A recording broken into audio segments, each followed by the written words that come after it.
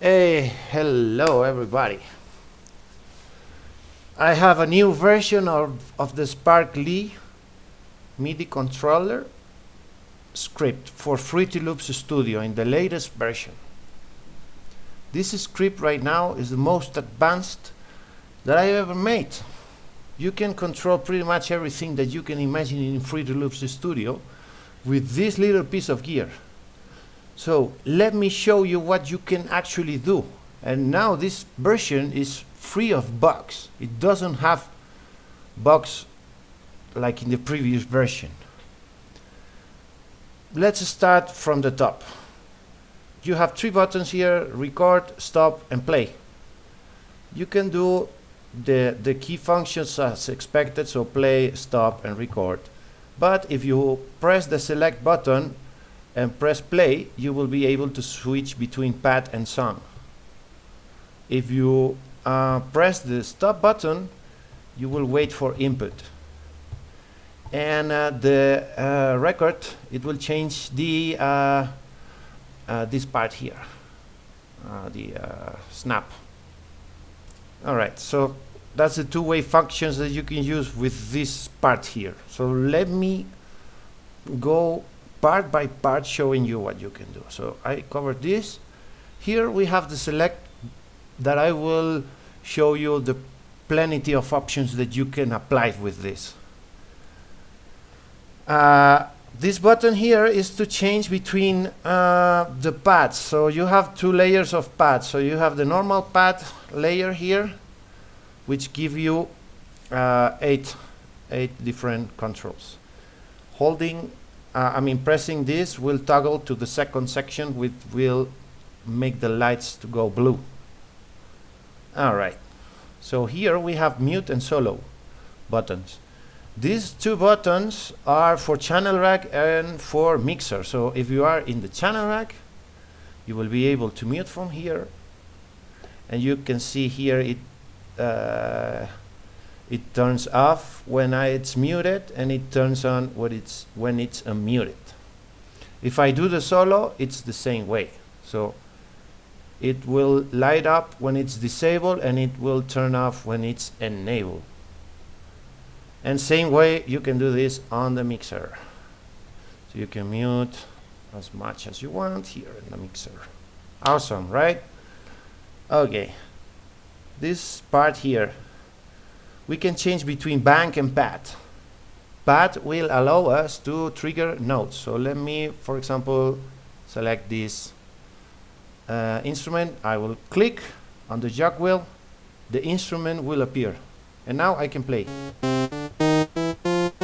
Okay. If I press this button, I will have access to the following notes. Okay. Then yeah, so that's pretty much what you can do with the pad part, which will trigger notes on the pads. Oh, okay. Bank is the FPC. So this will make that your pads here will be able to control the first 8 channels on the channel rack. So you can use this as a drum machine. As you can see, and you press this and you will have access to 8 more, so you have 16 in total. That's cool, right? All right, now go into this section of the sequencer. This section of the sequencer, it's intended to be the sequencer, right? So let's go to the channel rack, let's pick up the kick, and let's put a kick. Right, it's there. Nice, right? So you can do this. I mean, you can put whatever sequence that you want, but you can also, while playing, go to second page and do more stuff, and you can go to third page and do more stuff, and you can go to the last page, and so on. So you can actually do up to 64 grids that you can control with this, which is pretty cool, I believe. not only that, if you change from one channel rack to the other, and no matter how many you have, you can still trigger your grids here. While you are not playing, you will see that the lights didn't update, and I do this on purpose, so you can actually easily clone your sequence. You can clone it. So, but while playing on live, it will update all the time, so you won't lose the sense of where you were, right? Okay, so that's the sequencer, but that's not the only thing that you can do. If you press the tune button here, you will be able to change note pitch by using these three knobs. You can put your notes up and down, so you can change the note actually. But not only that, as I mentioned, you also have here the ability to change velocity and to change the fine pitch. That's really good, right? So you can customize more your sounds. You can even use this as the Akai Fire, because it does exactly the same.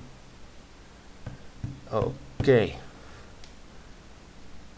moving on. I show the pads, so the pads will only be having these two modes for notes and for FPC. Okay, so now let's go to rotatory knobs. Okay, let me start. So if you are focusing the channel rack and you change the tempo here knob, it will change actually the tempo of the pitch, the pitch of the sample or the instrument. I don't know. It depends on what you have selected, right? So that's the intention of this tempo. But not only that, if you go to the mixer, if you are focusing the mixer right now, you will see how I can change the global tempo of the song. So you can use this to tweak two different functions depending on the view that you are. So if you are in the channel rack, you will change the pitch of the song or the of the sample, and if you are on the mixer, you will change the tempo of the global song, of everything. But that's not all. If you press select and use, but hold on, let me go to channel rack, because this mode only works with channel rack. So with channel rack selected, you press select and you change the tempo here. What it will do, it will change the mixer channel for this. So I can change the insert of the target mixer track. So you can put it, for example, on 10. I did right now. So right now the hi-hat will sound on the mixer number 10, as you can see there. If I go to the mixer now, it sounds on the insert 10. That's cool. So you can change. So you can change the routing of the different mixer tracks from here. Really good. In the same fashion as I shown with the tempo, if you are on the channel rack and you move the volume knob, you will be changing the volume of the channel rack selected. But if you are on the mixer, as you can see here, and I move the volume, I can change the volumes of whatever the mixer track I have selected. Cool. Whoa. Okay, that's a lot, right? And I didn't even did the half part of it. Okay, as you may have seen, I'm always putting my fingers here to change between the different views, and this is because these three buttons here are intended for pretty much do the full navigation in Fruity Loops Studio. So instrument will be your channel rack, kit will be your mixer, and project will be the browser. So right now I'm looking in the browser, and you know, oh, okay, hold on. This was loading a song here. Okay, so you can browse. The on button here will be to open, to open a folder. So you can open a folder, and if you use this slider here, it will go and close the folder. So that's for closing. And the on button is for selection, so you can select here. But also, if you press the jog wheel button here, you will be able to scroll in the menu. So you will be able to open a new channel, do many things. If you press this knob here, you will be doing a escape function. If you press select and this knob, you will do escape all. So your window will be completely clear. Check it out. I press it. Boom, I have nothing in Fruity Loops right now. That's awesome, right? Yay. What else? I was talking about this part here. Pressing select and pressing the instrument button will open the playlist. If you press the kit with select, you will open the PianoRoll. And if you press project while select is on, you will go to the upper menu. So right now in the upper menu, I can even save my project from here. But you can navigate using the wheel to go up and down, and this knob here will be left and right. So let's go ahead and add a plugin. By again, the enter button is the same as before. This one will be your enter button.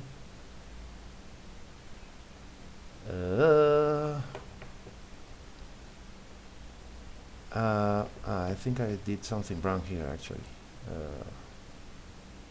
Select project. Now Flex. Yeah, there you go. Now it's opening Flex. I was having something else selected. Okay. So I covered these three buttons. For browsing all the time, you will use the big wheel here. And even you can browse the presets of this plugin. As you can see,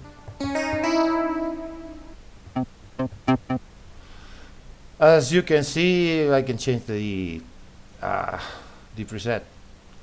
But not only that, these three knobs are intended to control things when you are selecting things. And what you can control with these three knobs, it's really craziness. So right now I'm focusing the Flex plugin, and sorry, I have the tune button here. Okay, that's a mistake. Going back here, Flex, I can control parameters, and if I click select, I have 3 parameters more. So that means by default I have assigned the 6 first parameters of each plugin. So let me use the mouse for this. Browse parameters. The first 6 controls that you have here, all the time, no matter which plugin you are using, you will be controlling the first 6 parameters. And why I mean 6? Because if you press select, you have access to 3 different controls here. So right now I have volume envelope here controls, and if I press select, I am controlling other parts, filter envelope, for example, right? So yeah, that's pretty good.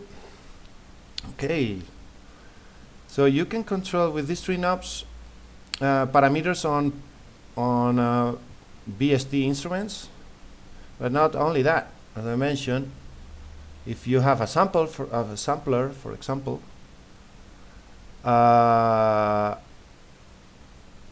can control other things.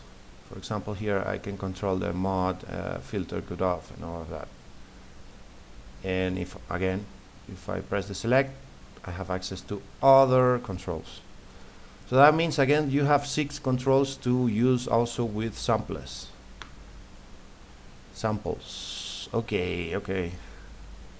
But not only that, if you browse the mixer and you have, I don't know, you have a, I have a FX here.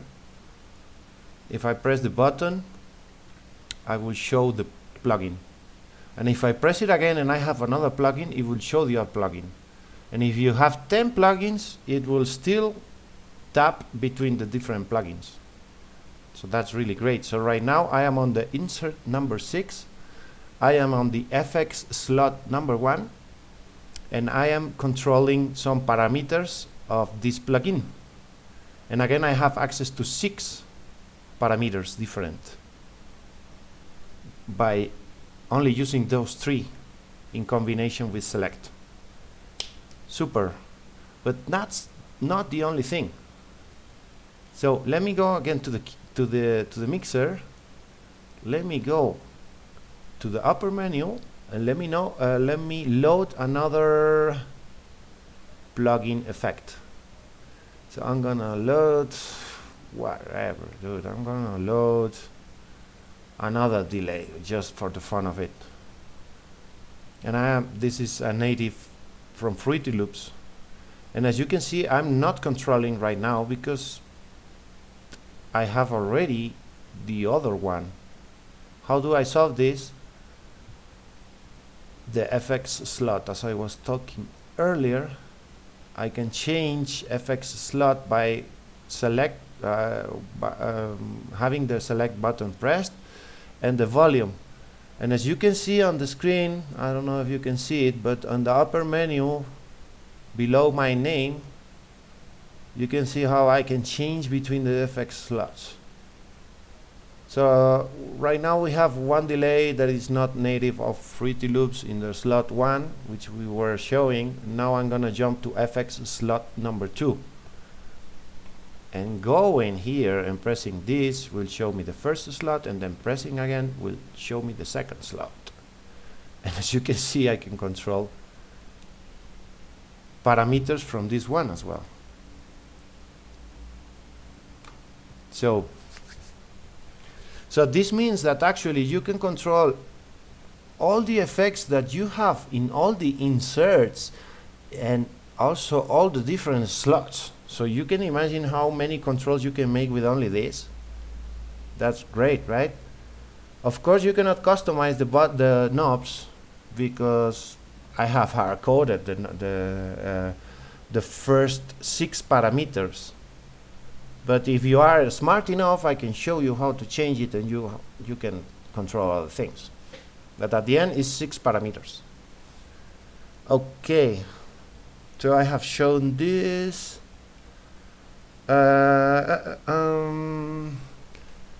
What else I will be able to do with this? Actually,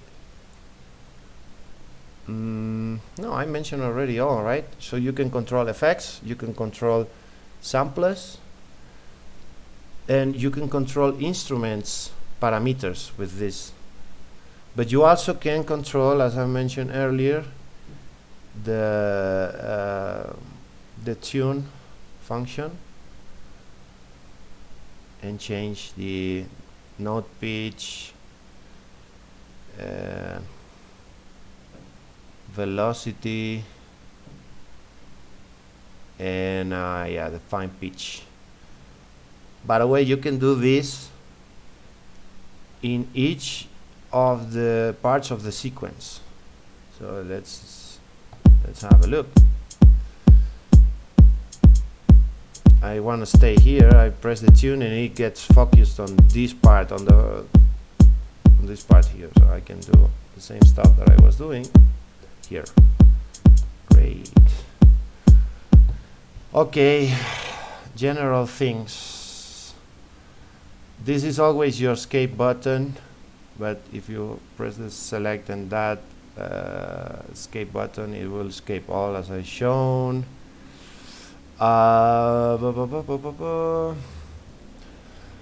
What else? Sometimes this knob can be used to be up and down, but I really didn't use that much this knob, only for the purpose of panning. So if you are on the, again,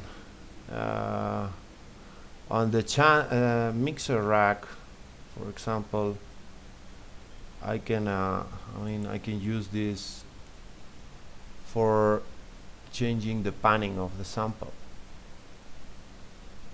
Right now I'm focusing the channel rack, and as you can see on the kick, I am changing the panning.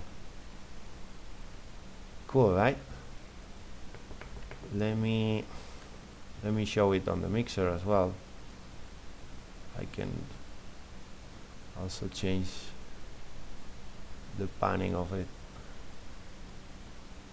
Alright, so what else do I'm missing to tell you? Yeah, come on, the XY controller. You have 6 different XY controllers. If you swap between these 6 buttons, you will be sending different MIDI control change on each of the scenes. So you have 6 scenes here to choose. Oh my god. And if that was not enough, I have another function to show you. Click those 3, press those 3 global buttons here, and boom. That's not a feature that I did, but that's included on Sparkly. So if you press these 3, you will swap between Spark mode and Midi mode. So right now I am in Midi mode, and this is all of this, it's different right now, but I just disabled everything, and I just did this for the purpose of having extra control. So you have this free.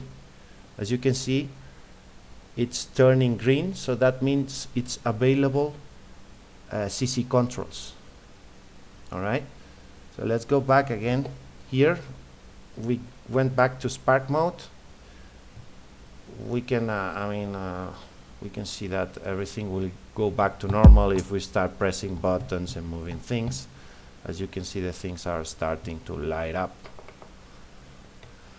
Wow, okay, that was the biggest review that I made, and I hope you enjoy it.